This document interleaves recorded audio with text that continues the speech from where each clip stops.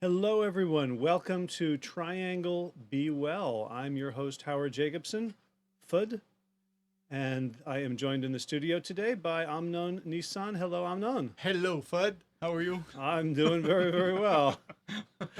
Call me Elmer. And, it's a nice day today. It's a beautiful day. Beautiful day. Oh, It's bright and sunny. It's just cool enough you could work in the garden or take a walk outside. well, they said this morning not to work in the garden. Oh, okay. They said to wait until beginning of April. Oh, all right. Uh, Well, we got enough to do. I left the house today. I pulled out a short sleeve shirt for the short sleeve shirt for the first time, and I'm in the car and I'm going, "You smell something?" It's like I hadn't worn it. It was like mildewy. So before I came here, I ran to Costco and bought a T-shirt. So for those of you in internet land, you will never see my shirt this clean again. This is a call-in show. You may not realize that because so far in I think this is week number 13, we've had precisely one call-in, but it is a call-in show, and I would love to talk to people today. And we're going to talk about a very, very practical topic, which is feeding children, care and feeding of children. And it's the second in a series of on lunches. So the first one we talked about just brown bagging it in the office. And then today I was just going to talk about kids' lunches, which we will talk about, but we really can expand it to just feeding kids, techniques, strategies, specific foods. Wow, what'd you put in this water? I'm fumbling my words all over the place. I'm just a little giddy, but I would love to talk to you. If you would like to call in, the number is 915-919. I was about to give out my wireless password. Good thing you stopped me. 919-518-9773, or on Skype, Computers 2K Voice. And if you have questions about how to get kids to eat right, this is the conversation that we can have. And I'm going to be talking about, again, specific foods, recipes, how to shop, where to shop, but also a lot of tactics.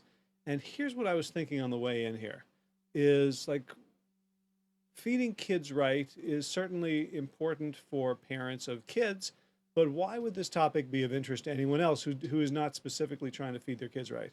And I was thinking that I kind of treat myself like a kid sometimes. Like there's parts of me that feel very young, very needy, that don't think rationally, that are impulsive. And it occurred to me that if I can really master the art of feeding a child, that's really going to come in handy when I have to feed myself, when I'm on the road, when I'm faced with temptation, when I think, well, I'm too tired to prepare right now. The same sorts of ways that I dealt with children when they were young, when my kids were very young, I actually still have those conversations with myself. So I think this is kind of universal. So we can talk about feeding your child, or if you prefer, feeding your inner child. Um, so Amnon tells me that if I want questions, if I want interaction, I should basically go on strike here and just sit here with my arms folded and close my lips and not say a word. But I don't. well, Yeah, I well, won't go that far. all right. He wouldn't go that far, but uh, but I might because I really want to have conversations about this topic because the generalities are just that, they're generalities. And when we can have a specific conversation, first of all, if you have a situation where you're having just difficulty, we can get to the bottom of it. We can come up with a bunch of things to try, but also someone else listening in, here's a case study, here's a specific example. It's much clearer how to apply a specific example than just these generalities. So I encourage you, if you're listening, 919-518-9773 or Computers 2K Voice on Skype, and we will have a conversation. So with that, I want to jump into feeding kids right. And I'm going to give you a couple of references in case you have to pop off before the end of the show, some places where you can go and find out more information. I host a podcast called the Plant Yourself Podcast. By the way, today's episode is brought to you by water. And the Plant Yourself Podcast currently, I think, has 144 episodes. And episode number 69 is on feeding kids right. And this was inspired by a nephew who is a great nephew, actually, a toddler who was having trouble in daycare. His parents wanted him to eat healthy, and in daycare, the teachers and the aides, very, very busy, very demanding jobs, and they were having trouble sort of accommodating or remembering or even being that motivated, to be honest, to help him eat well. So my niece came to me, his mother, and asked for advice. And so I turned to 3 people in my network and asked them for their help. I turned to Chef AJ, I turned to Sharon McRae of Eat Well, Stay Well, and I turned to Anna Negron of Greens on a Budget. And each of them, we had about a 20-minute conversation with each of them about ways in which they thought it would be possible to help a toddler who really doesn't have a lot of agency and a lot of autonomy to get good food while they're in daycare. So I would encourage you, if you go to plantyourself.com/69, you will find that episode, and we'll have a lot of useful information for anyone feeding kids of any age. The second podcast that I invite you to listen to is number 123. That's plantyourself.com/123. And that's with Dina Rose, who wrote a book called It's Not About the Broccoli. And it's a very, very interesting book. And it talks about not what to feed kids, but how to transition them and how to have a food conversation in your household that does not look like hostage negotiation. You know, when my kids were little and I didn't understand some of these concepts, so when they were, I want to say 7 and 3, I got religion about food. And I discovered T. Colin Campbell and the China Study and plant-based nutrition. And all of a sudden, all the foods they had been eating, all the foods they loved and were addicted to, the chicken nuggets and the shakes and macaroni and cheese and pizza and all that stuff, I looked at it as if it had, those big vats of poison, like with the skull and crossbones on it. And I just wanted to, knock everything out of their hands and just, really go crazy on them and immediately force them to eat healthy because I saw what this food was going to do to them. And of course that didn't work. And it only earned a lot of resentment and it earned a lot of battles. So the dining room became a battleground, became a place where there was no peace, there was no harmony, nobody looked forward to it. And I promise you, if that is your situation, no matter what kind of nutritious food you're putting in front of kids, they're not going to want to grow up eating it. So if your goal is to teach, not only to feed kids right when they're under your roof and under your wing, but to have them continue a lifetime of good eating habits, that's not the way to go about it. And I learned my lesson probably not quickly enough, but eventually it got through to me that there had to be a different way to do it. And Dina Rose's book, It's Not About the Broccoli, goes into a method of transitioning that doesn't involve this constant negotiation, as if that every day, every meal doesn't have to be a battle. You simply focus on a couple of key rules rather than the idea of nutrients. So what Ms. Rose says is that because we don't understand how to get kids to eat right, and because this society, this civilization, is so hell-bent on poisoning us with the crappy food that we can get so cheaply, so easily, and with such a flavor profile in every direction, that parents basically give up. But they don't quite, some of them totally give up. But those of us who still want to feed our kids right, we give up except for one thing. We become sort of nutritionists. And what she means by that is we make a list in our mind of the nutrients that we want our kids to have. So, for example, I want my kid to get calcium for strong bones. And then we look and we say, well, that ice cream has calcium in it. And they say, well, we know we want our kids to have protein. Well, those McDonald's chicken nuggets, chicken McNuggets, they've got protein. So now we've taken care of calcium and protein. It doesn't matter that we're feeding them absolute slop. We're feeding them terrible things that are full of sugar, full of additives, full of preservatives, full of fat, full of saturated fat. But at least we've checked off 2 columns.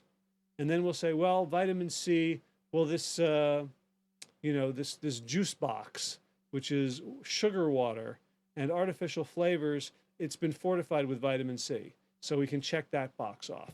And so we end up checking off all the boxes, but our kids are eating a terrible, terrible diet. So instead of that, we're going to focus on three principles. We're going to focus on variety, proportion, and moderation. And variety simply means you're eating different foods. You're not having the same food day in, day out. So we've had kids come over, friends would bring their kid over, and they would announce their child only eats white pasta, white bread, maybe white rice, but they would really prefer the white pasta. And would they like some tomato sauce with it? No, that's not white. Would they like some broccoli on the side? That's not white. So they're very, very picky. And when kids are smart, they know if they try something and they get away with it, they'll keep doing it. So a few tantrums, well-placed tantrums in restaurants, at dinner parties, even at home when the parents are like, life is too hard, I can't deal with this. Just give them the macaroni and cheese. So then you end up with no variety. If there's no variety, if there's no variability, there's no possibility for change. So one of Ms. Rose's rules is variety, and it can be, you can't have this, there's lots of different ways to enforce that or to define it. So one way to say variety is you cannot have the same meal 3 times a day, or you can't have the same dinner every night this week. Or you have to try some other vegetable, whatever it is.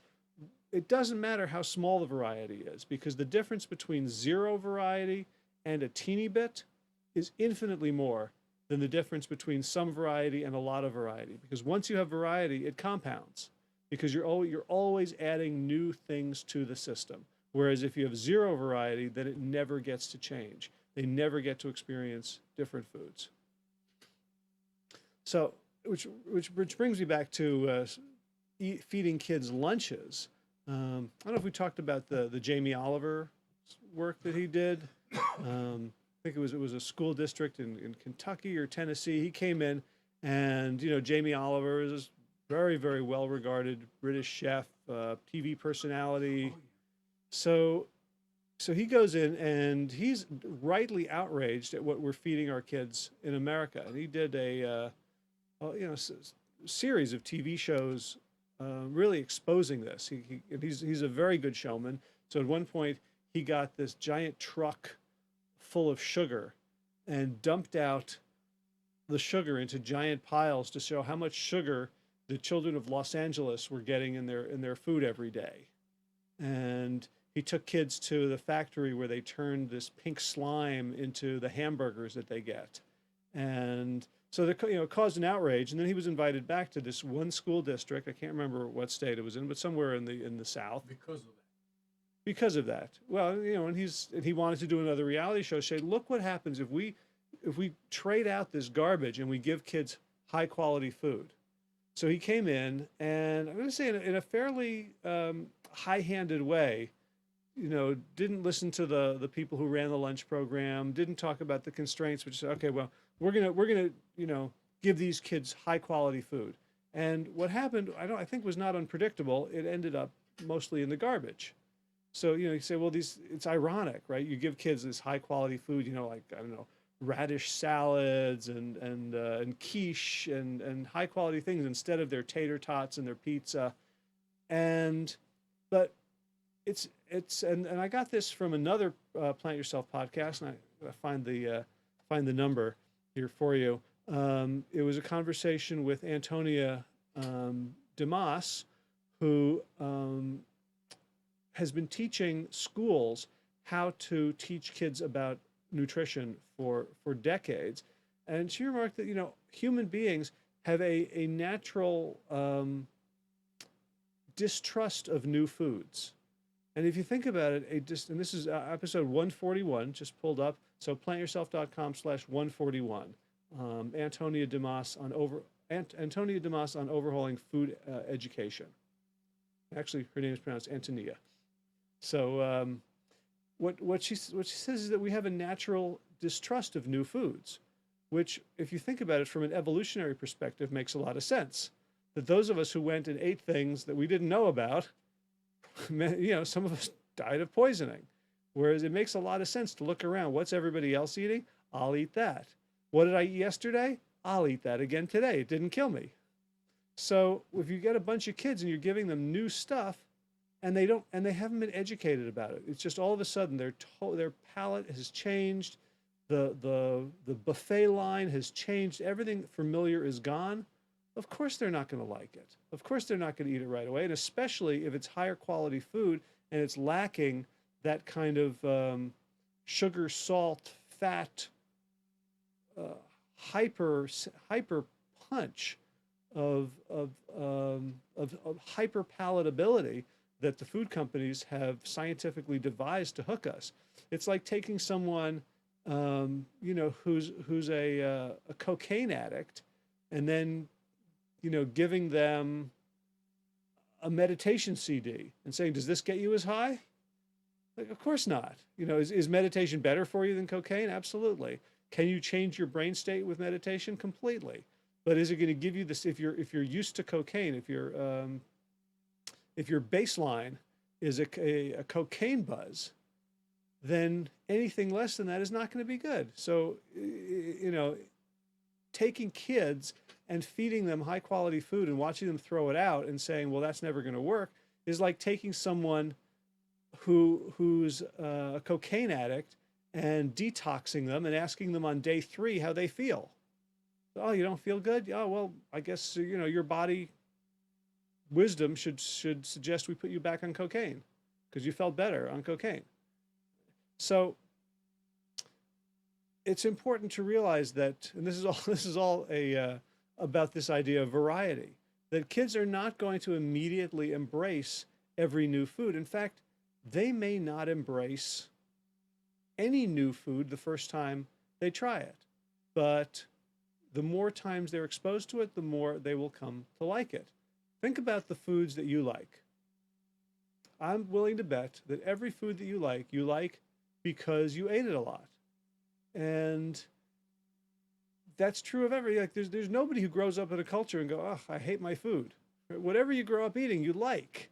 It's a very good, genetic trait to learn to like the stuff that's available to you. So this is a case of the grass is greener on your side. If you grow up eating Thai food, you'll love Thai food. If you grow up eating millet porridge from the Central Africa, you will enjoy millet porridge. And someone else's food might taste funny to you, might taste weird, might taste bland, might taste too spicy.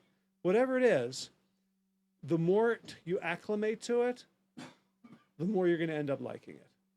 So we've got this idea of variety. Second one is proportion. And proportion means we're going to eat foods that are healthier to the extent that they're healthy, and foods that are less healthy to the extent that they're less healthy. So the healthier the food is, the more we have it. And the less healthy the food is, the less we have it. So we don't have to say, never have a piece of chocolate cake again. But we say, we look at chocolate cake and we look at a brown rice and black bean burrito with salad and salsa and corn and broccoli. And we say, let's compare the chocolate cake to the burrito. Which is healthier? The burrito is healthier, so we're going to have the burrito more often than we have the cake. Or we're going to have the burrito type ingredients. We're going to have brown rice. We're going to have black beans, we're going to have whole grain tortillas, we're going to have salad, we're going to have salsa, we're going to have corn, we're going to have broccoli. Those are going to be staples because they are good for us. And the less good something is for you, the more rare it is, the more of a treat it becomes. So simply proportion. We're not saying that certain foods are evil and certain foods are virtuous. We're just saying, based on how good it is for you, that's how often you should eat it. So it's a very, very, very simple concept and one that kids can really understand. And the more they get to know about food, the more they can make these decisions for themselves. And I want to do another, I have another of Dina Rose's principles, but I'm going to do another end run around a different topic, which is in my business career, one of the theories that I have enjoyed the most is something called open book management, or it was popularized by a book by Jack Stack called The Great Game of Business. And it was introduced to me by my friend Danny Warshay of Do Ventures, who is a professor of entrepreneurship at Brown University and also now at Yale University. And he explained open book management in terms of everyone at the company should understand what the goal of the company is. And you think this sounds pretty obvious, but if you think about most big companies, do people really understand the strategic goals? They don't. The CEO understands them, the C-level, the managing directors, department heads. But the farther you go down, the more someone's saying, okay, well, I'm just doing my job. I'm just copying paper. I'm just selling subscriptions. I'm just doing whatever. And they're not necessarily connected to the big picture of the organization.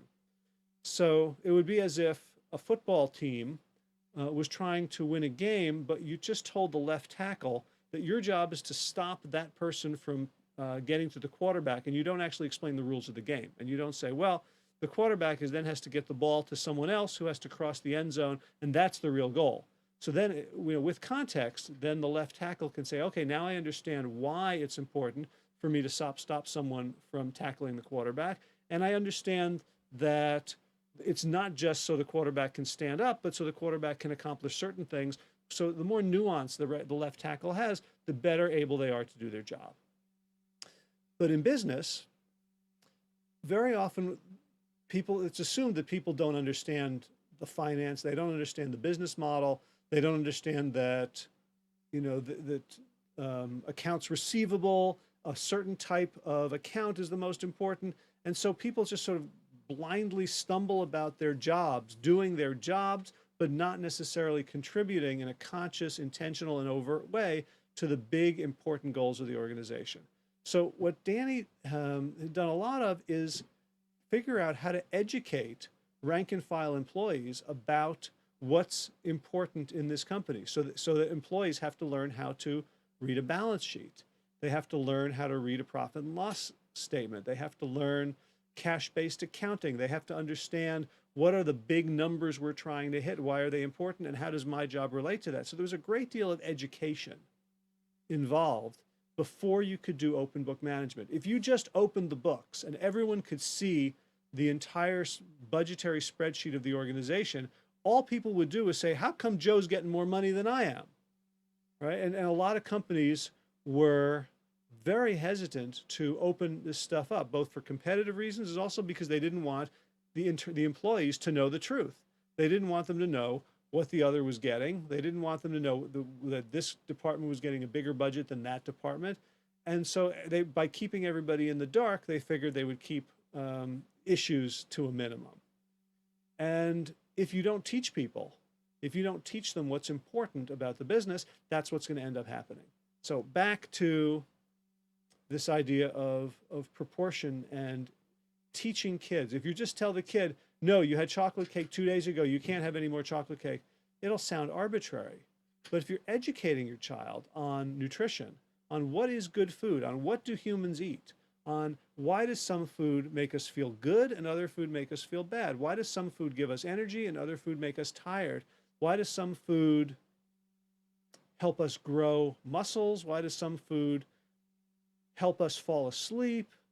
Whatever it is, that they can understand that there are certain standards of quality and certain qualifications, certain ingredients that are better than others. And at that point, you're doing open book food management with your own kids.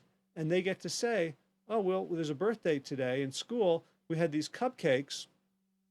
Well, I had a cupcake on Monday and today's only Thursday. I don't want to put that in my body that much. I know I'll feel bad. So it's that kind of education that leads to the kind of autonomy and agency that we want kids to have, because we want them to end up making good decisions even when we're not around. Now that sounds like it would be great under normal circumstances. I mean, in ideal situations. Sure. What happens when your kid throws a tantrum and say, "I am not going to eat that"? Do you starve them? Well, I don't want to go on the record as suggesting that we should starve children. Right. Um, I didn't think you would anyway. so right. So that gets to the question of how do you implement this? And it's really important to give kids power and choice, because again, that's what they're going to end up with. We don't want, right? We don't, you know, we want our kids to listen to us, right? We want them to obey us because we know better. But at a certain point, we don't want them to simply obey, right? We don't live in a totalitarian state yet. We don't live in a fascist dictatorship. So we want to train our young people to think for themselves, to be citizens, to not simply do things out of fear of punishment. Right? So if, you can say we're going to take a hardline approach, and it's going to backfire if the child feels like their wishes are not being respected and taken note of. So if you have the variety rule, you say you have to try something new, twice a week, something new twice a week. Let's say that's the rule. You don't have to say what it is. You don't have to say you're going to try kumquats and pickled beets, and that's it. You can take them to the supermarket and say, look at the produce section. Look at these. The average produce section, I don't know, has maybe 600-700 different items in it. Choose something. Try one thing, and then so they get to choose, and then they get to say how much they want, if they want to take a bite, and they never have to take a second bite. They go, no, nah, I don't like it. So at that point, you're giving them the kinds of choices. Salespeople understand this very well, right? Where you say, would you like to buy the red one or the blue one? So you're giving them the choice is not no, but the choice is which one. So Antonia Damas talks about one of the things she does in her food education classes is, and this is kids who grow up eating the same food all the time: macaroni and cheese, pizza, hot dogs, hamburgers, Hot Pockets, whatever. And so they have a very, very limited palate. And she'll ask them at the beginning of the course, the beginning of a semester, do you think your tastes will change? She'll ask them, write down your 5 favorite foods and predict whether you think you'll have the same 5 favorite foods or different ones by the end of the semester. And it's amazing how often kids end up saying, wow, now I really like garlic and onions and beets and hummus and sweet potatoes, right? As long as it's presented in a way that gets them engaged. So again, back at school now, you don't just take the thing and you just plop it down on their plate and say, okay, everybody try it. Right? You could tell a story about it. If you have a garden, they could try to grow it. They could research it. They could find out where in the world this originated. What are the traditional cultures around it? So to turn that food into a little bit of a celebrity, and discover 7 or 8 different ways to prepare it, and they can try it, and they can say, well, I'm not crazy about it. So, okay, that's excellent. You did that. You tried something new. High five. Let's try it again in a couple of weeks and see. You only take a bite. If it's revolting, some people, they say cilantro tastes like soapy water and they can't eat it. Don't force them. But if it's like, nah, Interesting. Nah, I'm not crazy about it. Cool. Fantastic job. We'll try again in a couple of weeks. So, absolutely, the goal is to avoid the fights. And so, one way to avoid the fights is to pick your battles. So here's a couple of rules that I've done two of her rules: variety and proportion. And there's one more rule. It's the simplest of all. But if those are the rules, you're always going to try something new, and we're going to eat the good foods more than the bad foods. You're not thinking about, all right, I got to get protein into them, so I'll do anything. All right, pastrami, Oscar Mayer wieners, whatever it is, just to get the protein into them. Even so, there's no more compromise. Simply, we're looking for what are the healthiest foods that we can put into them rather than the least healthy. So these simple rules can all of a sudden really flip the proportion of what kids are eating. So the third principle is moderation. And by moderation, she simply means stop eating when you're full. Like, eat the right amount of food. Don't eat too little, don't eat too much. Eat the amount of food that your body needs in order to function. And if we stick to these three rules, variety, always adding new things; proportion, eating the things that are good for us more than the things that are not good for us; and moderation, not overeating, not only are we going to feed our kids well, but they are not going to grow up having psychological issues around food, right? They're not going to have these battles. They're not going to struggle with their weight. And, childhood obesity is a huge problem, an epidemic. And these three simple rules, which I think are within the grasp of pretty much everyone. They're not fancy. They're not esoteric. One thing that Dina Rose's book, It's Not About the Broccoli, doesn't really do is a sophisticated analysis of foods. So she tends to think of, like, chicken is good food too because it's not been processed. She divides the world into, junk foods that have been processed and whole foods. And I would divide the world of whole foods into animal foods, which are not so good for us, and plant foods, which are. So I would certainly say, the bulk of the diet, the 95% should be the whole plant foods. And then, let's say 90% there, 5% animal foods, if you're going to include animal foods. And then 5% the treats, the birthday treats, the junk food, the cupcakes, the things that if you don't have them in, your child may feel like a complete outcast and a pariah. But if they're in a very small amount, then as long as they can tolerate them, then they're probably going to have a much more normal childhood. Again, the important thing here is autonomy and agency, because we want, right? How many adults can you think of who have trouble living their values when it comes to health, right? So they want to be a certain way. They know what it takes to get to that, and they don't do it. Right? Most. It's almost all of us, right? So why does that happen? I think it happens. Laziness. Think it's laziness? I don't buy that. Inability?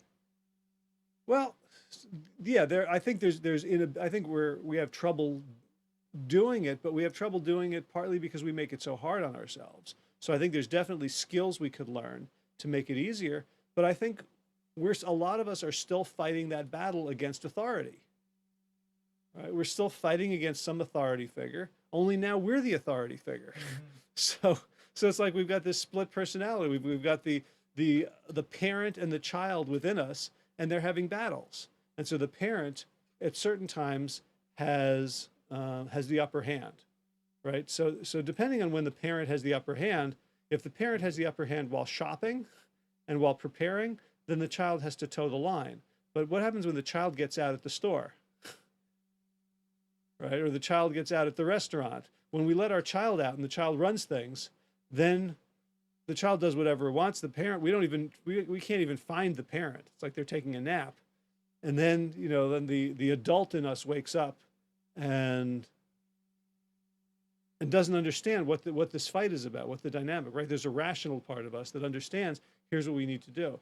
So if we don't grow up with that dynamic, and I remember the fights that that I was forced to endure as a child. I remember sitting, I never liked mushy foods. I did not like peas. I did not like lima beans. I did not like when the morning porridge was cooked in a way that made it sort of too slimy or mushy. And I remember sitting, I think it was oatmeal or farina. It was too lumpy. Like my mother hadn't paid attention while she was stirring it. I was maybe 5 or You 6 years wanted the old. porridge from the Little Bear. Yes, I wanted it just right, and it was too lumpy, so I wouldn't eat it. So we had a little fight over that. I won that fight, and she put it in the blender, and she got rid of all the lumps. But then it tasted mushy. It wasn't right, and I refused to eat it. And I sat there for 20 minutes. It was like I really wanted to please her. I wasn't like a terrible child, but I was going to gag on this texture, and you know and I don't. We didn't have all that many of them. I kind of liked some of her cooking, but I remember that. I remember sitting and not being able to finish some peas. I remember hating lima beans, and I remember that there was a battle. There was a struggle, and food is such a primal experience. If we don't get food, we die. If someone else controls our food supply, we are beholden to them. We are dependent on them, right? That's one of the reasons that food security is such an important topic for communities where, we say, in this country, we have this veneer of civilization, but people say, if you just stop the delivery of food for 3 days, everything breaks down. There's no more civilization when neighbors are fighting over the last case of condensed milk when that's the only calories. So to be food dependent means to be food insecure, and we are food dependent when we are little, and we carry those dependencies and those issues with us. So if you can give your child the gift of a rational attitude toward food, and I bet we all know someone like that, right? Someone who has no food issues. Like, I eat when I'm hungry. I like the food that I eat. So yeah, I can have a piece of cake. I can take it or leave it. I don't think about it all night. I don't dream about going to the store at 3 in the morning and buying ring-dings and ho-hos. Right? I don't have a secret stash that I'm ashamed of. Right? There are people like that, and we could all become like that, and we could help our children be like that, so that they make choices that serve their needs. So that's a lot about the approach. So I hope that answered the question about, rather than starving, Yeah, what yeah. we're looking for. It's still easier said than done when it's a lot of work, but it's worth it. It's a lot of work and it's worth it. And if you stick with it, it's less work than you think. Yes. And for some kids, it will be very easy. And for some kids, it will be hard, right? There's no question that there's variability in children's personalities. Right. So we all know the kid who's like really easygoing and the kid who will throw a temper tantrum no matter what. But within this, when you have very, very simple rules, right? You can, if it's like chaos theory. Chaos theory posits that with simple rules, you can get a very, very dynamic system. It's not predictable. And so with simple rules like variety, proportion, and moderation, you can have a very, very dynamic way of eating. And it can evolve naturally. And the issue is you just hold to those rules. So variety, no, you had that 2 nights ago. You can't have it again. You have to add something to it. Okay. So it doesn't become an all or nothing. It's simply these like the velvet rope that keeps everybody moving in the right direction. How many parents go to the store to shop and will go buy the produce, say, "Oh, the kid will not like that, so I'm not going to get it. The kids will not like that, I'm not going to get it," assuming so. Yeah. Well, how many parents go to the store and do the same thing for themselves? So Yeah. no, I won't like that. I won't like that. And growing up in America, this is just a quick word to all my American friends. We had the hell boiled out of our vegetables when we were little. People of a certain age, We didn't, before French cooking, before Julia Child, the era of sort of Betty Crocker, pre-microwave. The way we got our vegetables was basically if you close your eyes and you stick a fork into them, you can't tell until you hit the plate. That's how soft they were.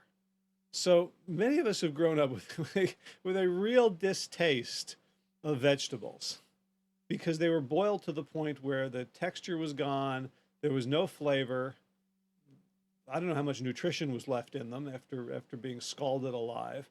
So we have to reclaim our natural love of plants, and it may take a while. And you can have the same rule for yourself. Again, if you're an adult without kids, say let's try something new once a week. Whether it's artichoke hearts packed in water, or a new kind of green, a new cooking method.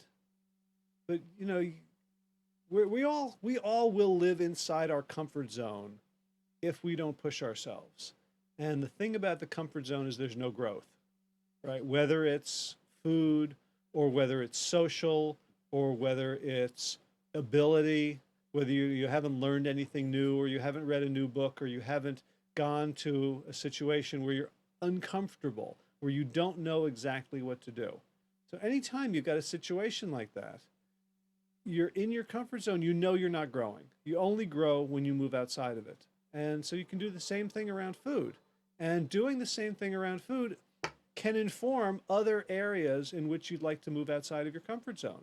It can be a relatively simple, low stakes way of practicing being uncomfortable. Is to say, all right, let's try something new. Let's cook something I've never cooked before. I mean, this is not 30 years ago, where if you found a strange ingredient. I remember I went to the store once and I saw a bin of burdock root. Like, what the heck is burdock root? Where am I even going to find out about burdock root? Call people up. Do you know anything about burdock root? I found somebody who had some sort of stew where you have to bake them. It was terrible. I don't think I've ever had burdock root again. Now, you go online, you search for burdock root recipes, you'll find 500,000. And you can refine them however much you want. Burdock root vegan recipes, burdock root soup recipes. So realize that no matter what you find in the store, there are resources that are available to you to understand how it was used, how to use it, different ways to try it. And you know what? Like me, you may not like burdock root, and you may never have it again.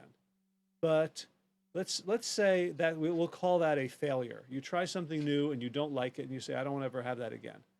Let's say your failure rate is 90%.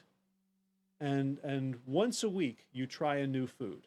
So let's be simple. Let's say there's 50 weeks in a year. 2 weeks you go on vacation, you don't try it. So you have 50 trials. You try something new once a week, 50 times, and you have a 90% failure rate. How many new foods do you end up with at the end of a year? You end up with 5.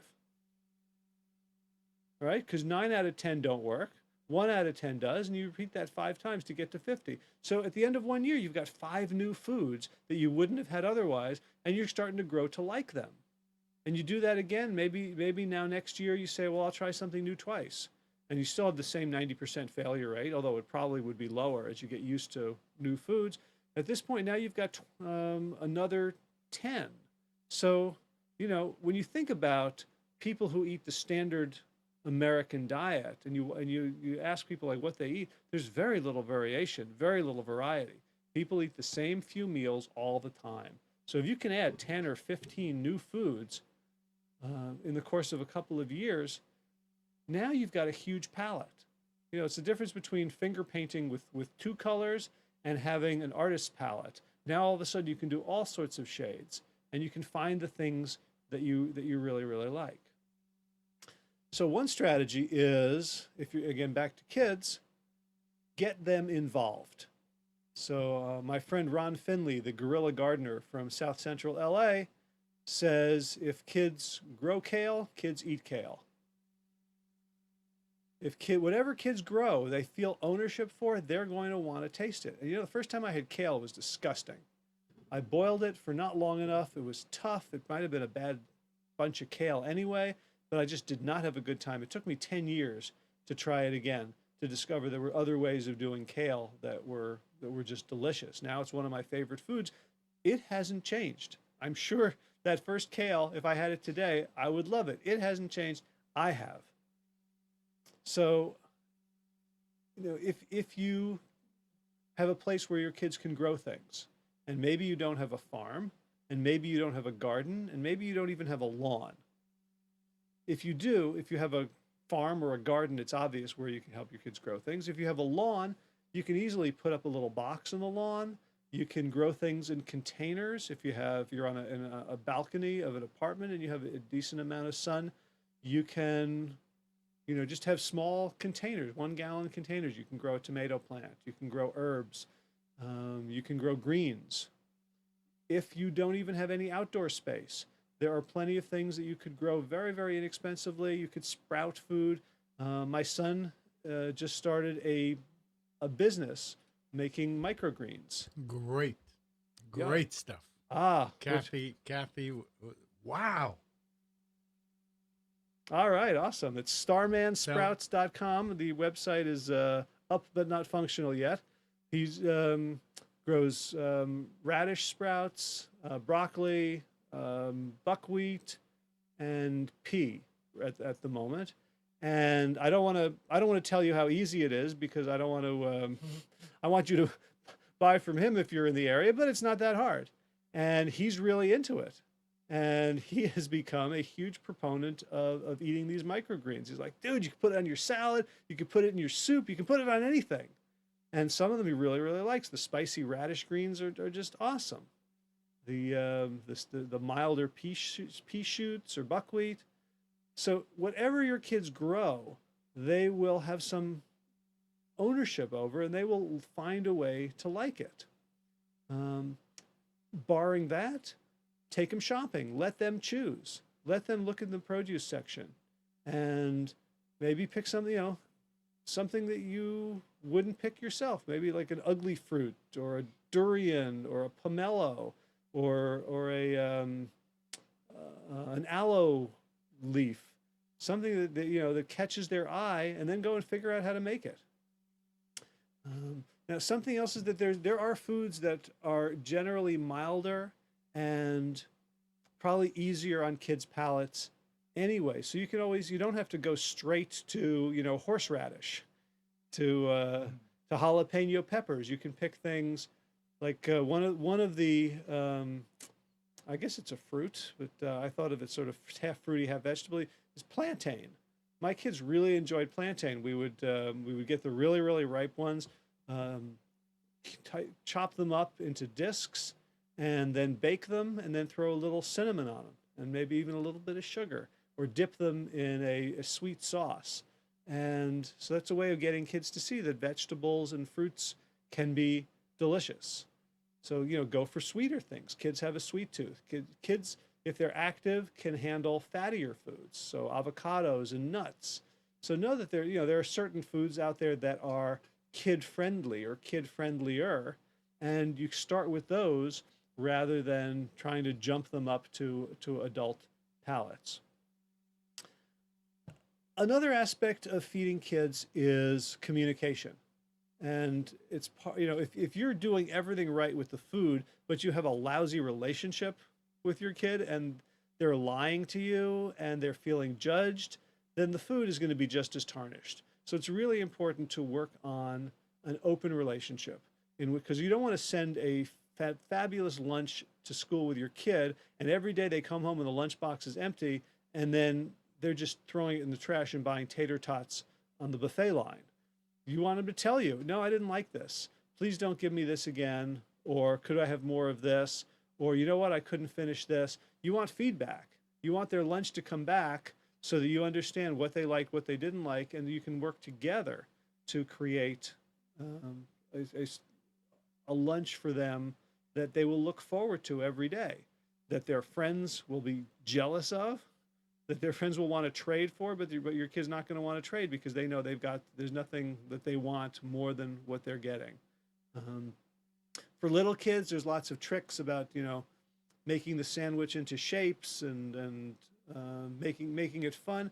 I honestly think that those tricks are rather overrated, and they tend to distract because you know what, you can't make anything with celery, olives, and carrots that will be as pretty as a gingerbread house with M&Ms and Hershey's Kisses. Like if you're going for beauty, the the artificial colors are going to win out. So if it's fun, if your kid wants to do that, if they want you to make a face, or give them a squeeze bottle, they can make a face on their sandwich. That's fine. I don't find that ever made the difference. It was, kids are smart. Like if they like the food, they'll eat it. I can't tell you how many of my children's relatives perished when the airplane didn't go into their mouth. The airplane's got to land. Open your mouth. It's Auntie Monica. Save Auntie Monica. Auntie Monica was a goner if they didn't want another bite of that sweet potato puree. I don't care how much they love Auntie Monica. So open communication and respect them, because ultimately they're going to have to respect themselves. So a couple of resources. So I mentioned those podcasts. Here is a book that I think you will really enjoy if you like feeding kids and also eating good food yourself. It's a very family-friendly cookbook. It's called The Plant-Powered Family. And it's a cookbook by a friend of mine named Dreena Burton. That's Dreena Burton. And the recipes are fabulous. We made a cake from there last night. It was one of the more decadent things. It's definitely a every so often as opposed to three times a day cake. But even so, there was a chocolate pumpkin cake with pumpkin puree. So it was chock full of good stuff. It wasn't overly sweet. It didn't have any added oil. And there's a lot of recipes in there that are healthy versions of types of foods that kids would like anyway. So there's versions of mac and cheese. There's versions of like nuggets, fingers made out of tofu or tempeh. There's lots of dipping sauces. So if you want your kids to eat well, sort of a sweet, slightly tangy sauce, like an Asian noodle sauce or a nut or a seed dressing. She's got a lot of those. She's got a lot of delicious hummus recipes. It's a great reference. It's got a lot of variety, and it will also point you to things where you can see the pictures and things that have been tested, that kids pretty well like these things. Now here's one area in which I disagree with Dina Rose. And I understand why there's a disagreement. Remember, she wrote this book, It's Not About the Broccoli, that I was talking about for so long at the beginning of the show. She says that you don't want to give kids healthy versions of unhealthy foods. If pizza is not a healthy food, then don't confuse them by trying to make it a healthy pizza. Or don't, if they shouldn't be eating cookies after every meal, don't make them healthy cookies. I understand where she's coming from, because she doesn't come from a plant-based world in which you can have a pizza that is absolutely as healthy as anything else. But when I make a pizza, it will be a whole grain crust. I will put down some fresh tomato sauce, either something canned from our garden, or slice up some tomatoes, or a can of tomato sauce. I will then put on literally 1.5 inches of vegetables. Either they're pre-cooked, or depending on how the oven is, they might just be raw, or they might. Usually, I'll take frozen vegetables and cook them down so they don't have to cook for so long, and I will just mound it up. So I will have broccoli and mushrooms and onions and maybe some chestnuts and corn, water chestnuts, carrots. What else? Different kinds of mushrooms. I'm trying to remember my last. It's artichoke hearts. I mean, this gorgeous, amazing thing. And on top, yep. And cheese and Pepperoni. Yeah. Nope. But sometimes I'll make a crumble like that will look like a sausage. I'll make it a plant-based crumble using steel cut oats or tempeh or something like that. And you know what? If you add the right seasonings, if you add the sage and the fennel and a little bit of salt and some heat, and you're eating it, it's got the right texture. It will taste like sausage. So or if you're trying to transition and you have like a healthier cheese, so for kids like a Daya vegan cheese, it's made from like tapioca starch, or there's different kinds of healthier. They're still very very fatty, so I would go light on them. But if you're trying to transition your kid, there's fake meats that are pretty good. You could slice up some fake pepperoni. Why not? If they're getting almost all vegetables and there's a little bit of a hit like a condiment of something else.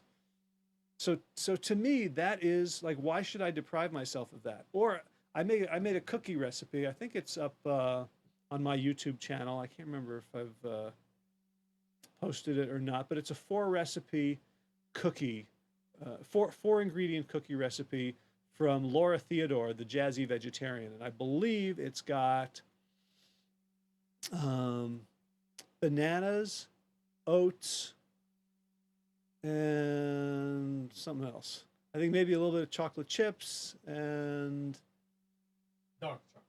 dark chocolate chips. Not sort of vegan chocolate chips, but not even that many. Like three per cookie is enough. You don't need to eat a giant chocolate chip. You just want the sort of the idea of the taste. Anyway, I can find that for next time. But to me, oats, bananas is if I was eating it as oatmeal, it'd be the same thing. So to me, it doesn't make sense to say, well, just because it's shaped like a cookie, that I have to, that my kid won't understand. That if I each give them this, that they won't understand that it doesn't mean they can have an endless amount of Oreos. But if you don't understand those distinctions about the difference between healthy food, between healthy whole plant-based foods and the rest of it, then I could understand why you wouldn't want to say, well, this cookie, this cookie has some walnuts in it, so it's healthier than the cookie that doesn't have walnuts in it. If you're just right, that I understand. But Ms. Rose doesn't live in my world, and so she doesn't have experience with pizzas, with burgers. I can make the world's healthiest burger with mash up some black beans or pinto beans, some cooked brown rice, some oatmeal, and then tomato sauce, and then all the spices, whatever I want to do, Mexican, or I can do an Indian burger if I use chickpeas. So just because it's a burger or a pizza or a cookie, to me doesn't mean it's not delicious. And it doesn't have to have meat. Doesn't have to have meat. It doesn't have to have any bad ingredients. These are just sort of templates. So I hope that was useful for folks. If you're struggling to get good food into your kids, whether it's at home or at school. We didn't talk about specific meals, but I think this discussion is more important. This because if you get this wrong, then no specific meal is going to work. This is the foundation. And if you understand these general principles, then you'll find your way to the right foods pretty much inevitably, as long as you follow Dina Rose's rules of moderation, variety, and proportion, and you follow Antonia Demas's rules of, I pronounced her name like 12 different times. Forgive me, Antonia. When you follow her rules about the quality of the food and engaging children and educating them about what is nutritious, what is not, about the different varieties, about different cultures, and you make food something that is about curiosity, exploration, and joy. And isn't that what we all want from food? If you'd like more information about getting well, I invite you to check out my website, trianglebewell.com. I do local classes in the Triangle area. I also have a concierge consulting service. You can become a member of Triangle Be Well, and it also gives you membership to Wellness Forum Health. You can do private consulting with me, and we can talk about issues like this, like we can do coaching around helping you shift your lifestyle and diet to a health promoting lifestyle and diet. We can also look at if you have specific issues, if you've got type 2 diabetes, if you've got hypertension, If you've got intestinal issues, gastric reflux, anything like that, there are very, very, very, very, very often lifestyle and diet approaches that work far more effectively and with many fewer side effects. In fact, the only side effects are positive than the medical treatments. So if you're stuck in the medical system and you're just taking drugs to manage a condition, and your doctors never mentioned to you that it's possible to actually get off that treadmill and achieve true wellness, give us a ring. You can go to trianglebewell.com. You can download the GPS to Wellness report, or the healthcare GPS report, whatever I called it. And that will give you a lot of information about my approach and about what is possible. Amnon, thank you so much for hosting me yet again on another beautiful day. Thank you. And as always, be well, my friends.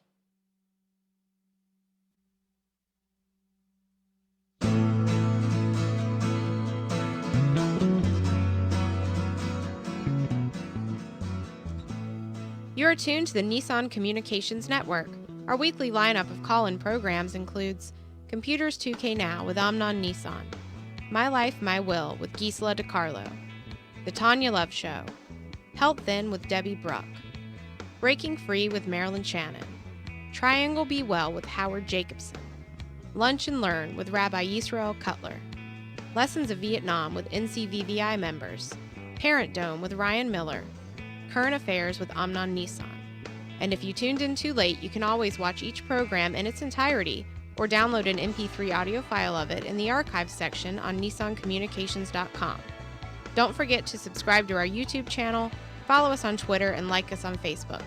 Sponsored by Atomos.com, makers of quality video recorders and converters, CarolinaApparel.com, and DeltaForce.net.